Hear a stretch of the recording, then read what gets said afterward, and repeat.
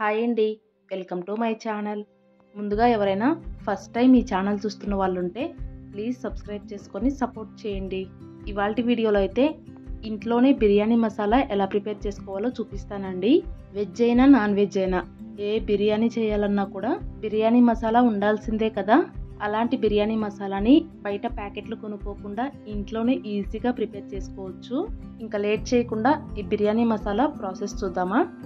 Masala prepare చేసుకోవడం కోసం first stove పైన మందంగా ఉండే ప్యాన్ పెట్టుకొని మెజర్మెంట్ కప్తో పావు కప్పు వరకు దాల్చిన చెక్క ముక్కలు వేసుకోవాలి. అంటే వెయిట్లో వచ్చేసి దాదాపుగా 50 గ్రాముల వరకు ఉంటాయి. అలాగే వీటితో పాటు 7-8 దాకా మరాఠీ మొగ్గలు వేసుకోవాలి. ఇప్పుడు ఈ రెండింటిని సన్నటి సెగ మీద ఫ్రై చేసుకుంటూ ఉండాలి. మీరు కావాలంటే ఈ మసాలా దినుసులన్నింటినీ ఒకరోజు ఎండలో పెట్టేసి ఆ తర్వాత మిక్సీ పట్టుకోవచ్చండి. లేదంటే ఇలా డ్రై రోస్ట్ కూడా చేసుకోవచ్చు. ఎలా చేసుకున్నా ఒకటే ఫ్లేవర్ ఉంటుంది.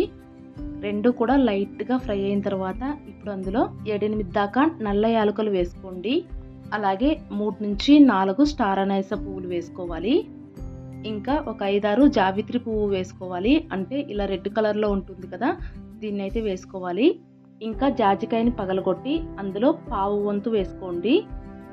బిర్యానీ మసాలాకి ఈ జాజికాయ చాలా ఇంపార్టెంట్. దీనివల్ల మంచి ఫ్లేవర్ యాడ్ అవుతుంది. అలాగని మరీ ఎక్కువగా వేసుకోకండి, పావు వంతు వేసుకుంటే సరిపోతుంది. ఇప్పుడు వీటన్నింటినీ సన్నటి సెగ మీద ఫ్రై చేసుకుంటూ ఉండాలి. కాసేపటికల్లా వాటిలో నుంచి మంచి స్మెల్ అయితే వస్తుంది. ఆ టైంలో తీసేసుకొని పక్కన ఒక ప్లేట్లో పెట్టేసుకోండి.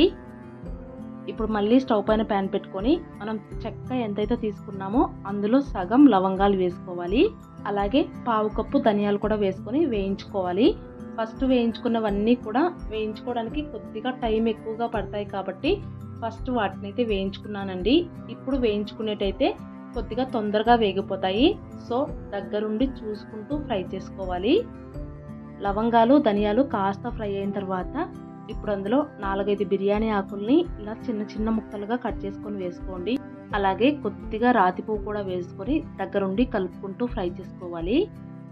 ఇంకా ఫైనల్గా స్టవ్ ఆఫ్ చేస్తామనుకునే టైంలో ఇప్పుడు అందులో 1 టేబుల్ స్పూన్ సోంపు, 1 టేబుల్ స్పూన్ షాజీరా, అలాగే 1 టేబుల్ స్పూన్ జీలకర్ర వేసుకోవాలి.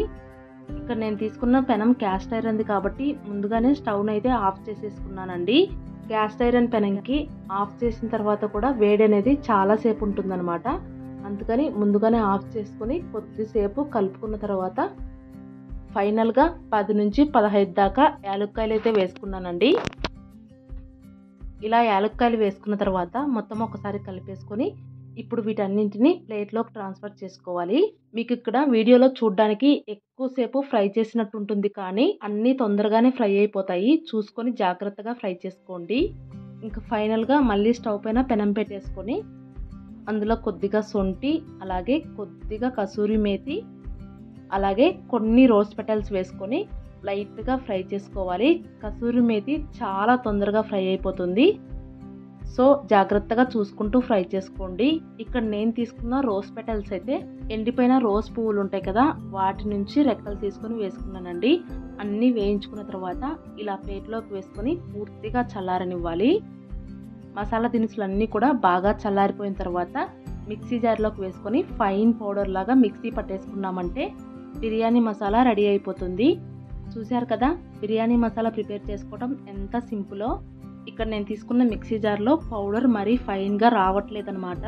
సో మీరు కావాలంటే ఇంకొద్దిగా మెత్తగా పట్టేసుకోవచ్చు. ఇలా ఇంట్లో ప్రిపేర్ చేసుకున్న మసాలాతో బిర్యానీ చేసుకున్నామంటే టేస్ట్ కానీ ఫ్లేవర్ కానీ ఇంకా ఆ బిర్యానీ స్మెల్ అనేది చాలా బాగుంటుంది.